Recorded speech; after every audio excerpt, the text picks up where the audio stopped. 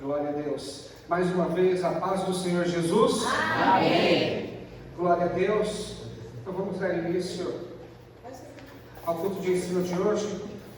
Abram comigo as vossas Bíblias, no livro de Jó, no capítulo 1. Vamos ler o versículo 4 e 5.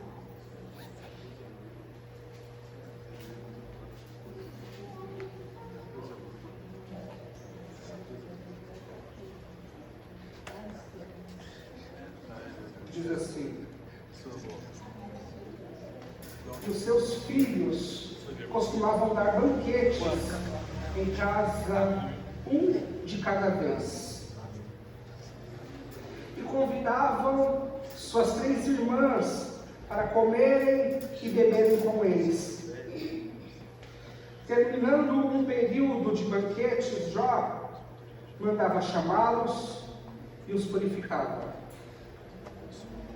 De madrugada, ele oferecia um holocausto em favor de cada um deles, pois pensava: talvez os meus filhos tenham em seu coração pecado e amaldiçoado a Deus. Esta era a prática constante de Jó. Somente até aqui. Jó era o sacerdote da sua casa.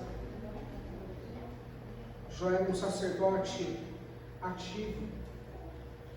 Costumeiramente, constantemente, ele assim o fazia, sem ter uma lei a qual observar e obrigar-lhe a fazê-lo, como uma revelação da vontade de Deus, ele assim o fazia. E vamos falar hoje sobre os sacrifícios no Antigo Testamento, porque o universo inserido de Jó vai explicar bastante coisa a respeito das suas ações, dos seus pensamentos, de como seus amigos pensavam na relação com Deus. E tudo isso faz parte e formou a crença de Jó. Os sacrifícios no Antigo Testamento, eles eram ineficazes, eles não poderiam livrar do pecado, eles não conseguiriam dar uma nova vida sem pecado para o ofertante. Mas o Senhor manteve essa prática, não somente aceitando, mas ordenando posteriormente, regularizando os métodos de sacrifício segundo o teu agrado.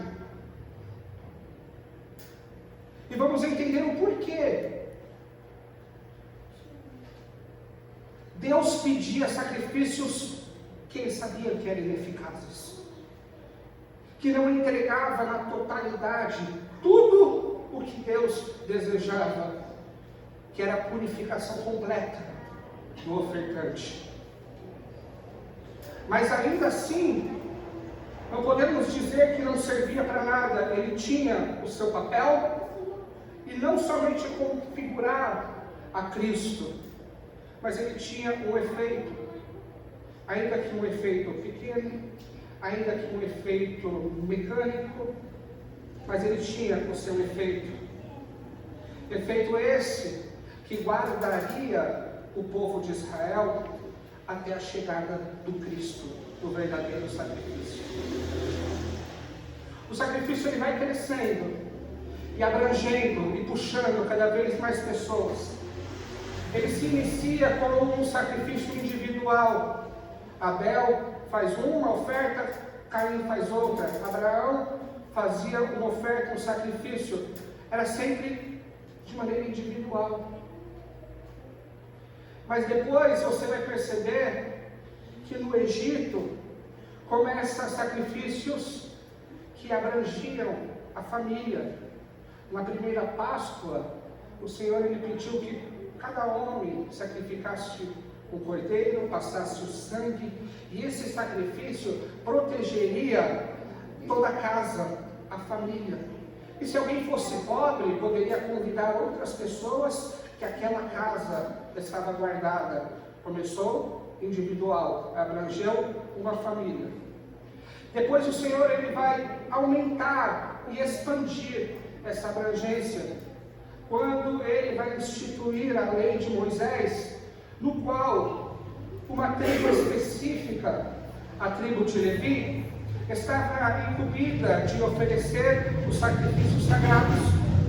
No dia da expiação, Arão, o sacerdote, o sumo sacerdote, ele fazia um sacrifício chamado sacrifício de expiação, o dia da expiação. Esse sacrifício era feito uma vez por ano e abrangia toda a nação de Israel, individual, família, um povo. Agora Deus, ele vai abraçar tudo, e um sacrifício ele vai abranger todas as nações, ele vai alcançar todas as nações do mundo. Todas as pessoas recebem essa oferta de sacrifício, mas destaco que só pode ser recebida mediante a fé.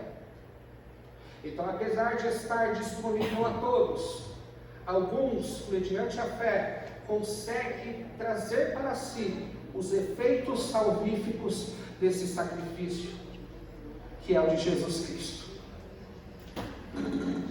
Jesus tem poder no seu sangue para perdoar todos os homens que nasceram e que vão nascer, dado o poder desse sacrifício.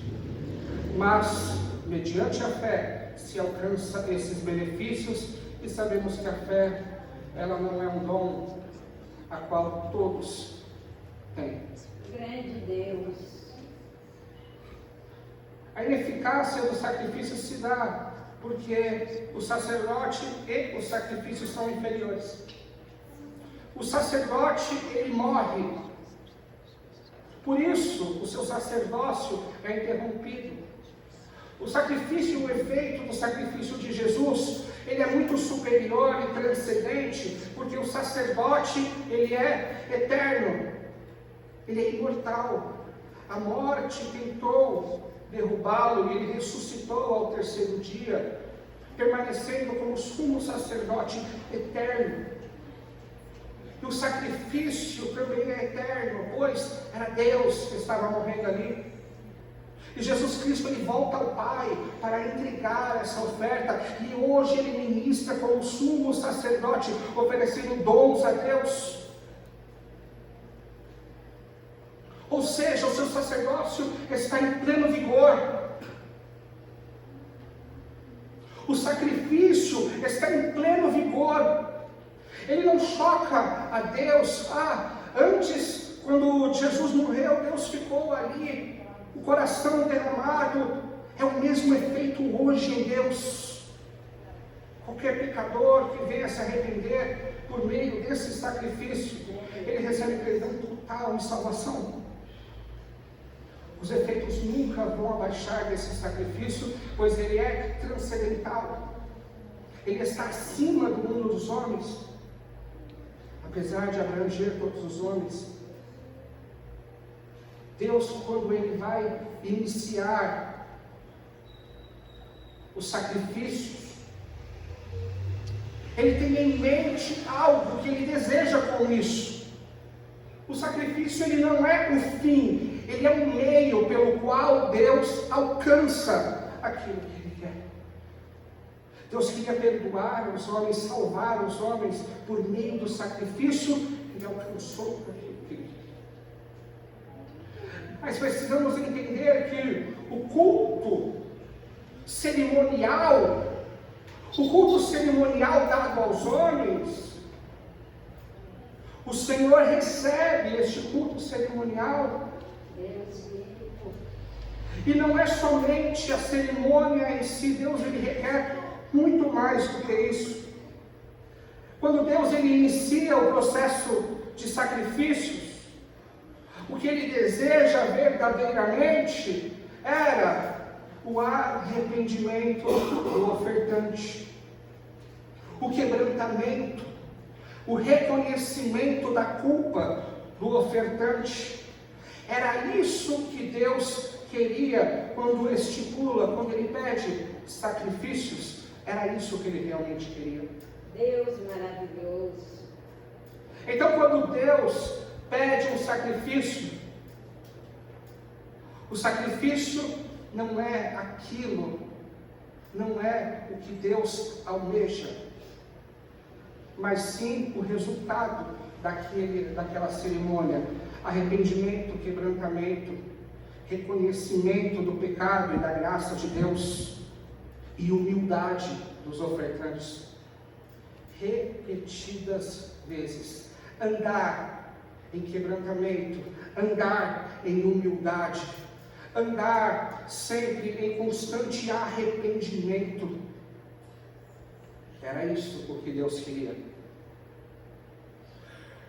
Enquanto os homens olham para o quê? Presta atenção no quê?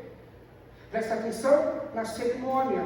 Não que a cerimônia não seja importante.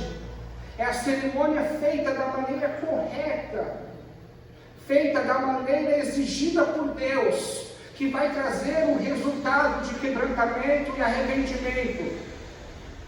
Então é a execução correta daquilo que Deus está pedindo que vai resultar e vai tocar no coração do pecador. Mas o homem vai olhar sempre para aquilo que é físico, sempre para o que pode enxergar com os olhos. Não é verdade? Sempre para a aparência. Como bem disse Deus para o profeta Samuel, Deus não vê como o homem vê. O homem vê a aparência, o homem vê aquilo que é matéria, mas Deus, Ele vê e se atenta para o coração. E no caso, para o coração do pecador. Então podemos já entender de como a execução em si exige muito mais do que perícia e talento. Exige verdade e sinceridade. Pode ser que alguém tome um microfone em um culto e tenha uma boa dicção e uma boa oratória, mas o seu coração esteja distante de Deus. Deus não vai aplaudir a boa pregação. Deus vai olhar e vai dizer, como diz o profeta Isaías: esse povo me louva com os lábios, mas o coração está distante de mim. Então não se trata de fazer bem alguma coisa, se trata de estar perto dele.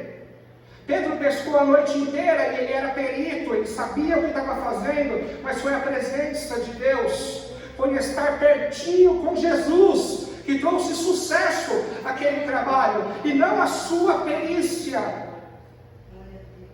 Já que não se trata de pregar bem, e sim da verdade, de um relacionamento do pregador, assim também os homens se importam com a qualidade vocal, eles querem notas altas, mas Deus, Ele olha o coração do adorador, por isso não adianta. Pode agradar aos homens, boas notas, pode agradar aos homens, fazer as coisas, mas Deus, Ele olha e observa um coração verdadeiro. Lembra o que eu disse? Não que ele não repare, porque deve ser feito bem feito, todos os rituais, todo culto deve ser feito perfeito. Mas ele quer um coração de verdade. Não se trata de pregar bem, evangelizar bem, se trata de um coração que ama o próximo e tem o desejo de salvá-lo com as boas novas do Evangelho. Não se trata de Falar em línguas, de pular, de dançar, se trata se o impulso vem de dentro. Não se trata de profetizar, se trata se vem de dentro. Porque se é verdade, faça.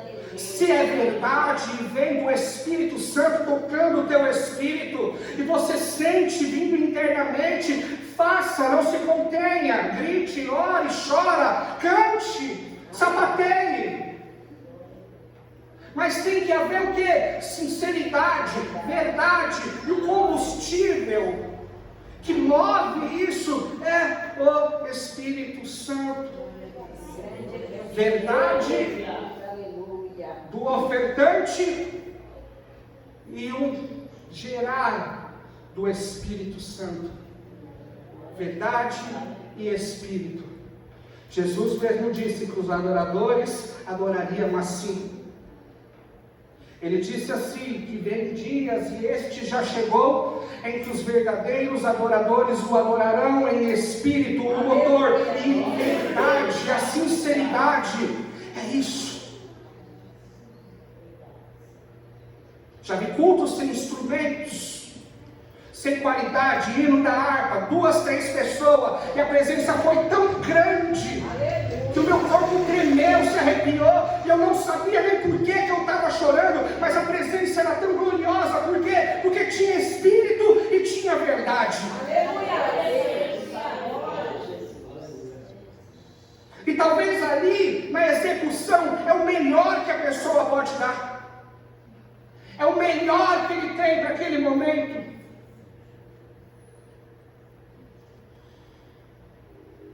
Mas nós queremos o quê? O culto foi bom? Não foi. Por quê? Por causa da estética? Por causa do pregador? Que talvez não tinha uma dicção a qual você deseja ouvir? Ora, então não é o evangelho que você gosta, é filosofia. As boas oratórias estão nos livros gregos de filósofos que davam belos discursos. O próprio apóstolo Paulo falou que ele não é tão bom em discursar, mas em entendimento sim. Foi ele chamado de tagarela e de limitado pelos gregos que falam bem e que tem qualidade. E se é o meu argumento que vai gerar fé em você, não é uma fé verdadeira, pois é o poder de Deus que deve fazer e operar no ofertante, no pecador, naquele que serve a Deus, os verdadeiros efeitos.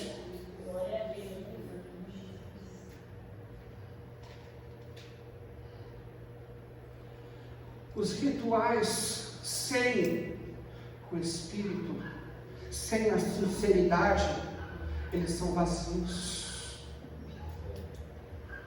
Eles são sem vida.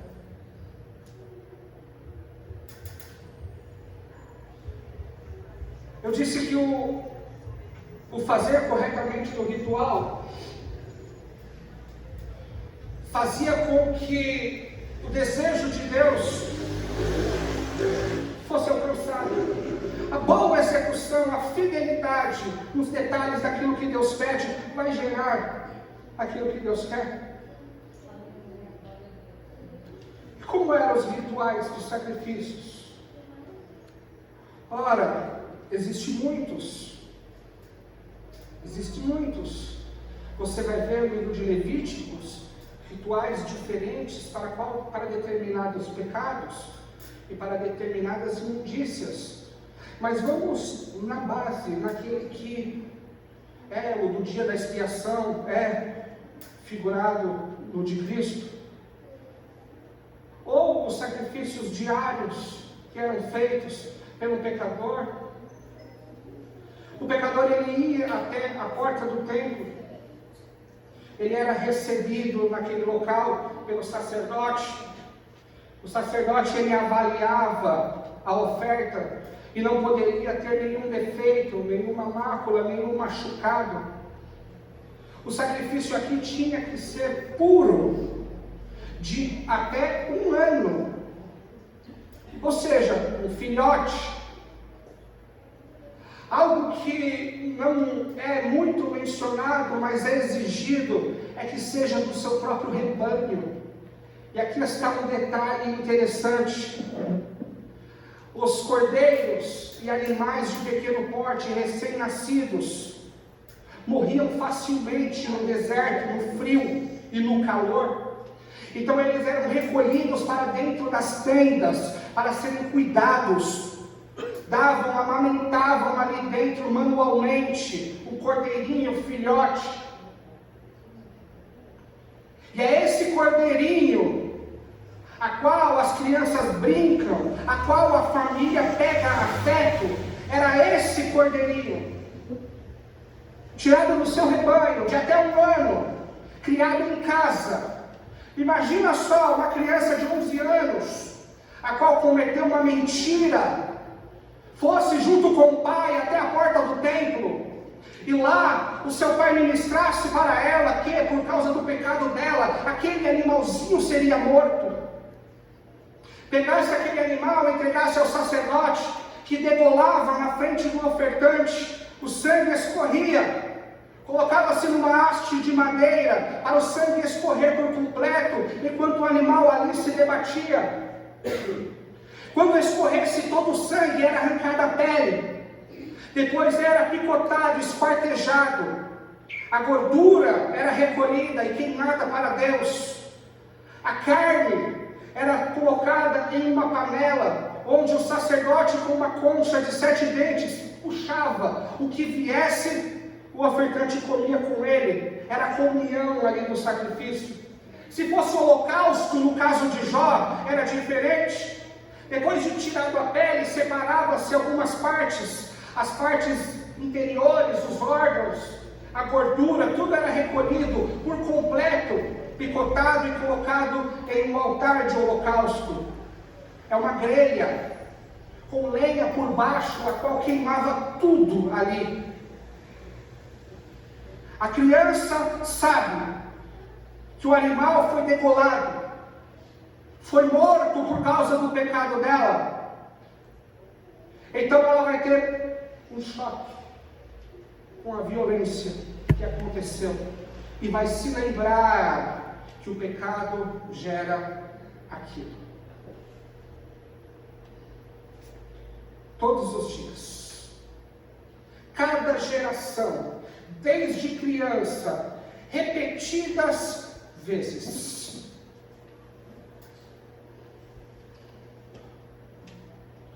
O que acontecia? O que acontecia? A criança chorava, gritava, se arrependia, olhava o próximo cordeiro em casa e pensava: eu não posso pecar, eu tenho que andar de acordo com a vontade de Deus. Ele vai vincular aquela morte, aquela violência com o seu caminhar. E ele vai entender que a caminhada dele, que a vida daquele cordeirinho que está na casa dele, depende da sua obediência, depende da sua caminhada. Era disso que a gente está falando. Era de sentir dor verdadeiramente. Era de sentir e chorar e lamentar ali naquele momento. E Deus naquele momento alcançava o seu objetivo. Eis ali um coração pecador, arrependido, chorando e clamando a Deus, dizendo: me perdoa, não vou fazer mais. Ora, o reino de Deus é das crianças. Porque o tempo passa e repetidas vezes fazemos e vai perdendo aquela dor. Os rituais vão se repetindo e aquele sentimento vai se distanciando. Aquele choro e aqueles gritos já não acontecem mais como antes, porque simplesmente se repetiu, porque simplesmente se tornou somente um ritual. Simplesmente perdeu o Espírito e a verdade. Se tornou só o quê? Só mais um batismo, só mais uma santa ceia. Não tem mais mais dor, acabou tudo. Só o Senhor é Deus, meu Pai. E quando isso acontece, se torna religiosidade. É a hora que Deus vai entrar em ação. É a hora que Deus olha e percebe que o nosso coração já não se comove mais. E Ele vai resolver fazer o quê? Um outro método. Ele vai apertar uma ferida. Visto que o Cordeiro já não nos faz se arrepender, já não nos bota em humildade, já não nos põe de joelho com lágrimas nos olhos, Ele tem os seus meios de fazer você olhar para um Cordeiro, para uma santa ceia, e parece que foi a primeira. Ele sabe fazer isso. Ele sabe trazer de volta aquela dor, aquele arrependimento que tínhamos antes.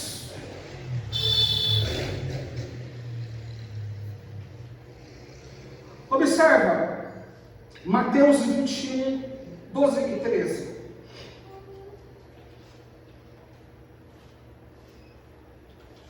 Santo Deus, aleluia, Jesus. Senhor é poderoso. Santo de Deus, não nos permita, Senhor, se tornar religiosos. Perdoe, Senhor. Seu filho morreu, Senhor. Isso não é pouca coisa.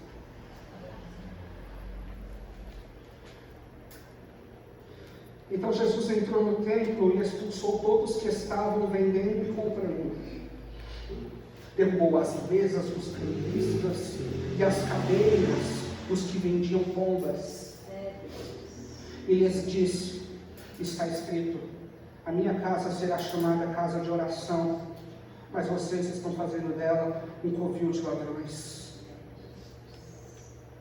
O que está acontecendo aqui? Lembra, o efeito do sacrifício depende do quê? Da boa execução.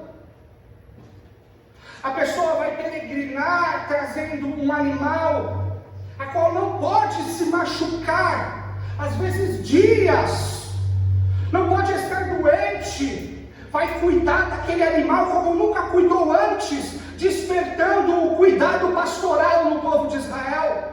Oh Deus eterno. Então tinha que atravessar e peregrinar até Jerusalém, onde está acontecendo a festa. Onde está acontecendo o quê? Vai acontecer a Páscoa, a festa religiosa, e cada um, para se achegar, tem que sacrificar, tem que estar puro. Não vai entrar na festa de qualquer maneira, sujo. Então todos tomam devido cuidado, porque se o sacrifício não for aceito, não vai dar tempo, tem que cuidar direito. Mas aconteceu o que? O ser humano ganancioso, que usa a religião para ganhos pessoais, quer facilitar a porta estreita, e começam a vender sacrifícios ali na porta do templo. E agora não precisa mais pegar o seu próprio rebanho, não tem identificação, não tem carinho, não tem amor pelo animal que vai morrer. Então quando compra na porta do templo e o animal é morto, não tem quebrantamento, não tem efeito, porque quem morreu você não conhece. Quem morreu não é de perto, você não tem relacionamento com aquele que morreu, por isso não tem efeito. Agora vamos piorar a religião. A pessoa vem, atravessa o deserto com um cordeirinho de até um ano. Ele está apto para o sacrifício. Os sacerdotes recusavam para que comprasse dos cambistas ali. Você não daria tempo para voltar e pegar outro. Você era obrigado a comprar dos cambistas que vendiam na porta do templo. Quando você comprava deles, eles aceitavam o sacrifício. E o que acontecia? O efeito se perdeu. Você não tem intimidade com a oferta. Você nem gosta dela. Tanto faz para você. Aqui está o segredo do quebrantamento e do arrependimento. É a sua relação com a vítima. Quando você não chora mais, quando você não está mais nem aí, você está pendendo para a religiosidade e o seu relacionamento com a oferta, com o Cristo morto na cruz, então está bem.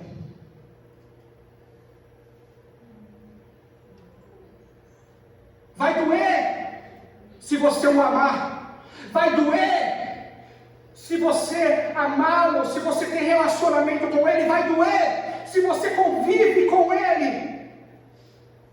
É por isso que Jesus, quando ele veio, ele fez discípulos e ficou 3 anos com ele, para criar laços com os discípulos, para que quando ele morresse, doesse de verdade.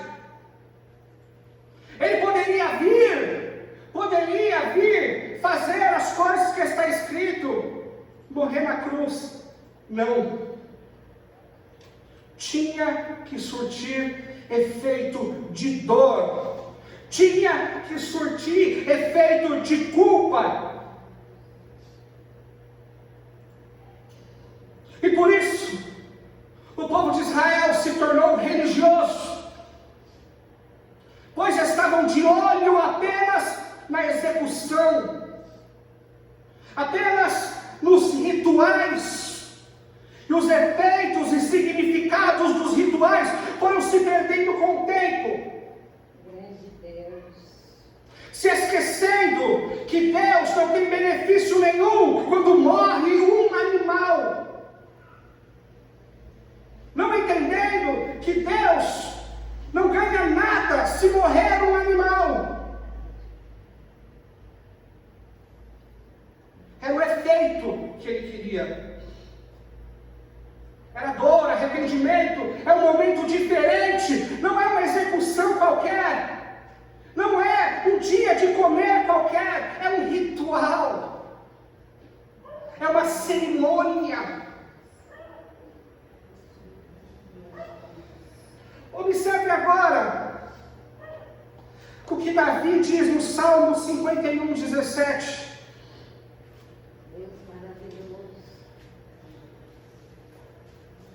Quer saber? Davi, ele oferecia sacrifícios para o Senhor.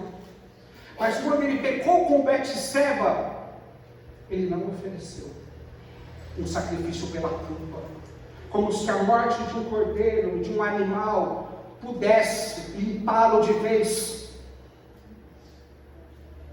Ele entende que os efeitos têm que ser real dentro dele. Ele vai para a sua cama chorar em lágrimas. Ele vai chorar até os ossos se apodrecerem. Ele vai dar a Deus aquilo que Deus quer, um arrependimento verdadeiro, sincero, com lágrimas nos olhos. Pois Davi entende que os sacrifícios que agradam a Deus são um espírito quebrantado, um coração quebrantado e contrito. Ó Deus, não desprezarás. Aleluia, Deus. Davi, ele está entendendo o desejo de Deus. E parece que ele começa a viver uma nova aliança, ainda estando no Antigo Testamento. Pois ele entende os significados, a ponto de dizer para Deus que as minhas orações subam a Ti. Que as minhas orações subam a Ti como um incenso agradável às Suas narinas.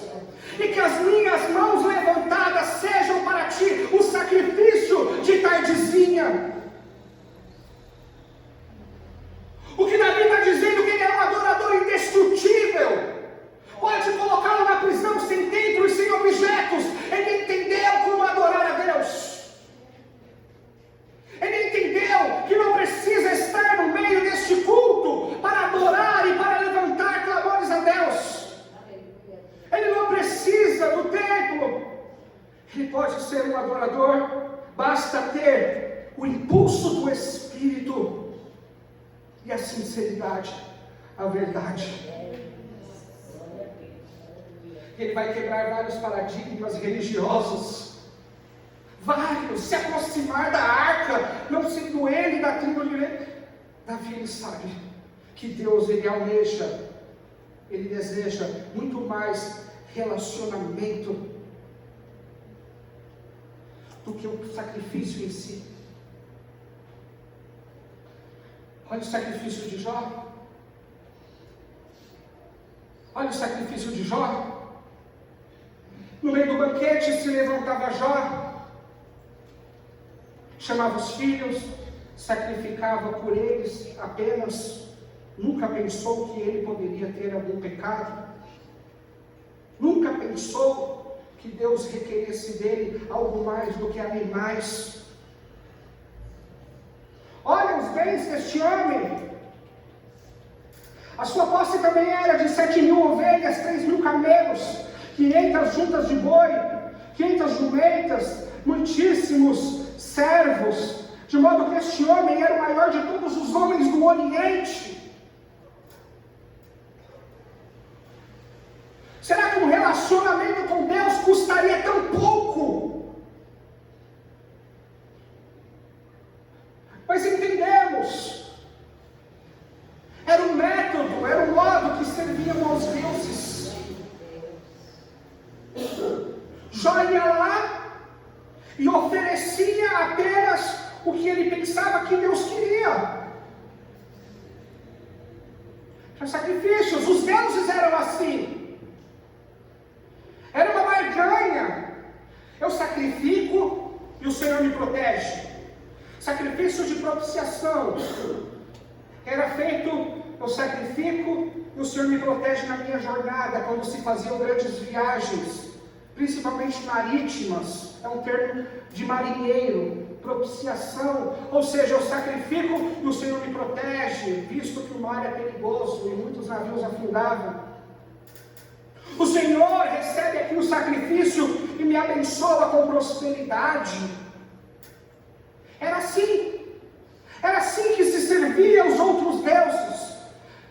Deuses esses facilmente comprados, deuses esses que estavam distante do ofertante, do pecador, não entendendo que Deus não é como os outros deuses, que Deus ele requer do pecador não sacrifícios, mas relacionamento, que essas cerimônias eram um método de aproximação, e bem compreendida levava estes homens a um nível muito grande de relacionamento com Deus. Quem entendeu no Antigo Testamento viveu diferente. Viveu com ousadia, viveu com relacionamento íntimo com Deus. Nos tempos antigos era assim que se servia. Sacrificou, ele abençoa e acabou. Não há relacionamento com Deus. E Jó pensou a mesma coisa do Deus a qual servia. Vou entregar o que ele quer, e ele continua me protegendo, e ele continua me abençoando. 10.000 camelos, juntas de boi, servos. Mal ele sabia que o relacionamento com Deus, a qual ele queria, custaria mais do que carneiros e bois para ele.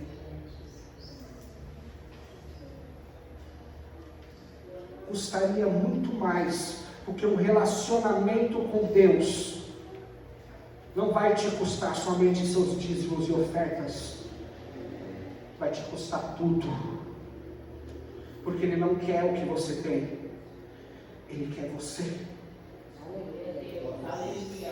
Ele não queria o que Jó tinha, porque era Ele quem deu para Jó. Ele queria o coração de Jó. E agora?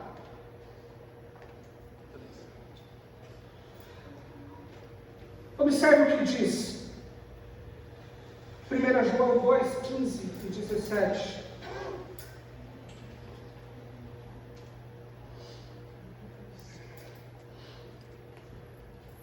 Não ameis ao mundo e nem o que nele há. Se alguém ama o mundo, o amor do Pai não está nele. Aqueles a quem Deus ama, Ele não divide com ninguém. E o mundo é o opositor do relacionamento com Deus. A carne milita contra o Espírito, Satanás contra o Cristo, e o mundo, no nosso coração, ele se opõe a Deus.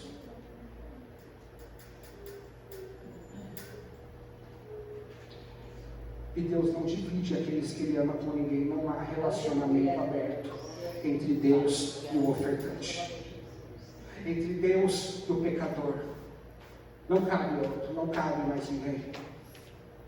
É a Deus, somente a Ele se dobrará, se adorará. E de certo, Deus, Ele destruirá todos os opositores que se levantarem para tentar tomar a esposa dele, a noiva dele.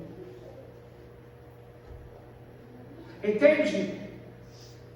Quando o mundo perde a graça, quando aquela roda de amigos a qual você volta para lá está chato. Entende quando a madrugada acordada já não é mais gostoso e dá aquela vontade de ir para casa e você quer se despedir de todo mundo, sair de mansinho e fugir para o seu aconchego do lar? O mundo está morrendo para você. É Deus dizendo que te ama. É Deus dizendo: você é meu e só meu. E os prazeres perderão o gosto, as belezas perderão a cor.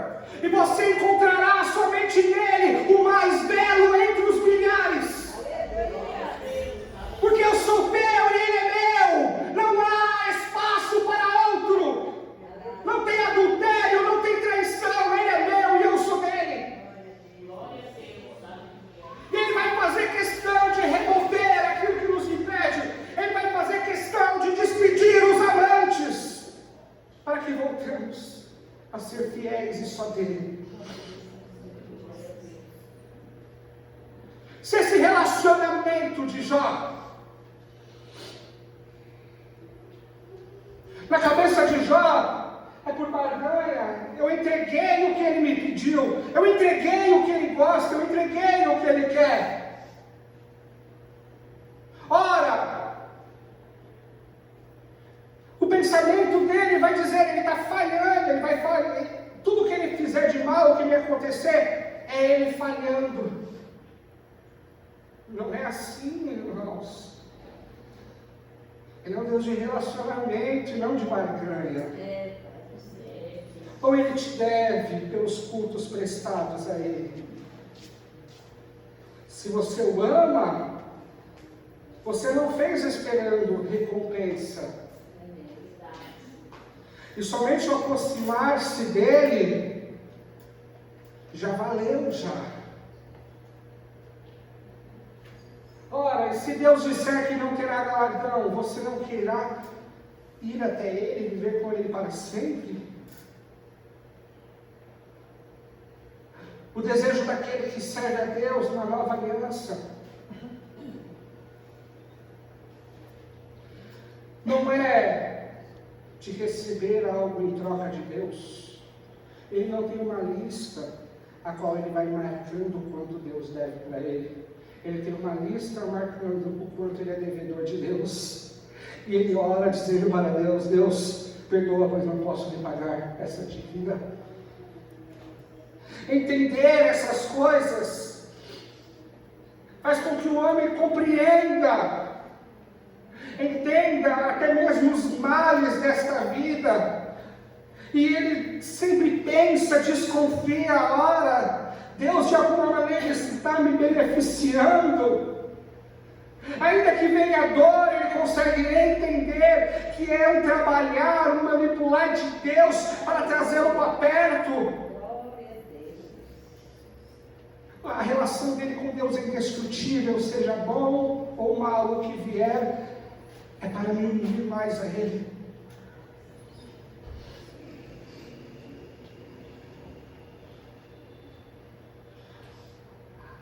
E agora,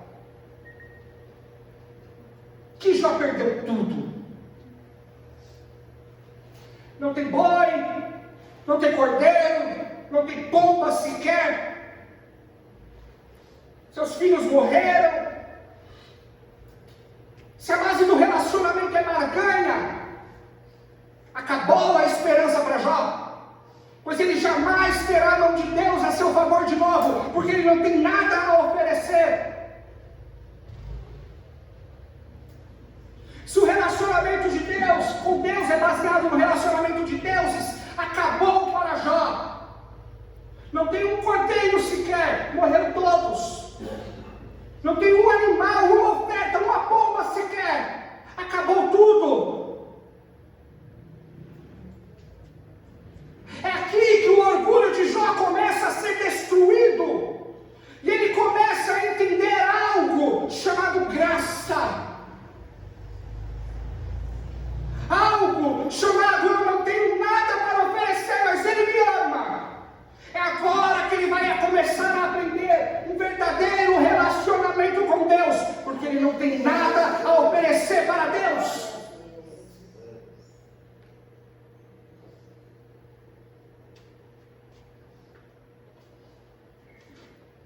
Olha o que disse Eliú para Jó. Eliú, ele não foi repreendido por Deus como alguém que não falou coisa certa. Lembra os amigos de Jó, os três? Falaram besteiras, e se não fosse Jó sacrificar em favor deles, Deus os destruiria. Mas Eliú não. Eliú falou que era reto para Jó, apesar de palavras duras. Jó 36, 18 e 19, olha o que disse Eliú para Jó.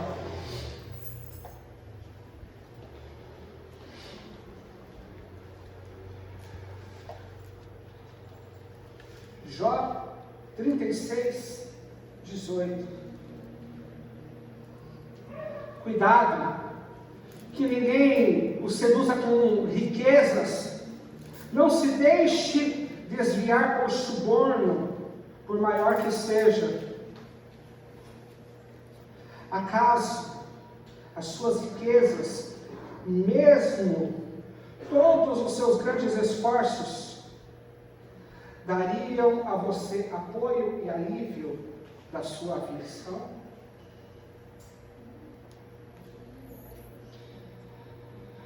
Jó, não se apoie na riqueza,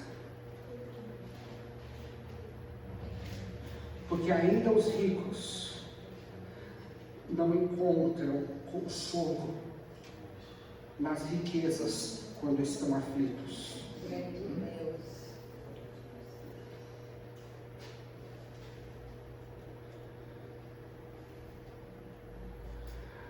Olha como diz a minha versão. Portanto, existe ira, cuidado, para que ele não te leve embora com o seu golpe. Porquanto, nem um grande resgate te livrará. Estimas tua riqueza? Não. Nem ouro, nem todas as forças, e nem poder te livrará. Ele está dizendo para Jó: Jó, você não se baseia em sacrifícios e retribuição? Sacrifica aí alguma coisa para ver se Deus vai te salvar. Jó deve ter olhado e pensado: não tenho nada para sacrificar. É aqui que entra o cordeiro, a qual Deus provê para nós, homens e mulheres, pobres, miseráveis, cuja oferta nenhuma pode chegar até Deus, cuja pobreza é tão grande, a qual não podemos nem ofertar resgate pela nossa própria vida. Então Deus provê o que não temos. Então Deus provê o que não temos, o sacrifício para oferecer a Ele. E entendemos que o relacionamento com Deus não é barganha, é graça, pois aquilo que eu não tenho, Ele entrega para mim. É isso. Quem primeiro deu a Ele para que seja restituído? Todos comem, bebem,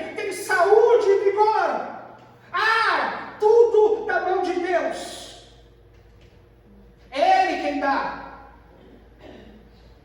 É Ele quem entrega.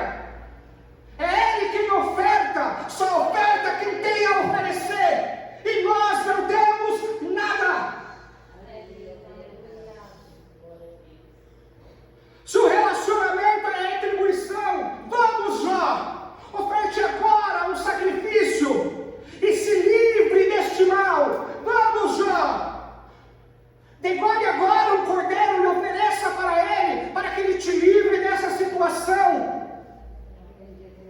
Já que estimas tanto a riqueza, já que és tão apegado aos seus bens, cadê?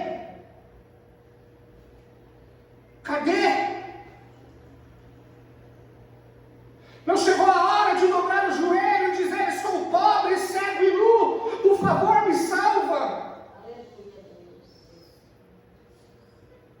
Seria tolice neste momento erguer o topete e dizer: eu sou justo, eu sou correto, e Ele tem me tratado com injustiça. É isso que Jó fez. Ao invés de entender a sua pobreza espiritual, ao invés de entender a sua pobreza moral, ao invés de entender a sua pobreza social e clamar para Deus, para que Deus finalmente obtenha o que Ele sempre quis, um coração quebrantado, humilde e arrependido diante dEle. Vai passar por 40 capítulos para se arrepender só no 42. Então eu te pergunto, vai se arrepender só no 42? Só no 42 você vai se arrepender? Pois, se os rituais diários de ceia, de batismo, de culto, não amolecem o coração, Ele está disposto a apertar a ferida.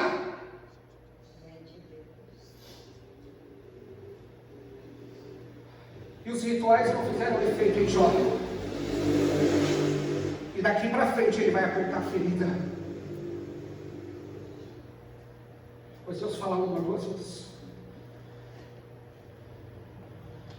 Deus Ele põe meios para qual nos arrependemos. Mas quando fechamos o coração para Ele, Ele é dono de todo ouro, de toda prata, de toda matéria. Ele é dono de todas as coisas. E Deus tem o poder da vida e da morte. E Ele vai usar tanto um quanto o outro para aperfeiçoamento dos santos. Ah, amados irmãos, amai a Deus, mas não se esqueça de temê-lo, pois Ele é terrível. Ele é forte, poderoso. Não se esquece do temor. Não caia apenas no evangelho do amor. Tema a Ele, pois Ele é poderoso. E Ele pode ter métodos na qual nós possamos sofrer muito e muito e muito mesmo. E Ele nunca vai deixar de usar esses métodos, se for assim necessário. Amai a Deus e temei a Ele, pois até os demônios, eles creem e tremem diante dEle. Mas nós achamos: nunca virá sobre mim o dedo na ferida. E um dia qualquer, o nosso chão é removido. Só o Senhor é Deus. O nosso chão é removido. E a gente vê um trabalhar de Deus. Não convencional. Isso aqui é evangelho para gente grande. Não é leite, é feijoada. É Deus do jeito que Ele é. Ele ama. E é terrível o seu amor. Se colocar em pé em nome de Jesus.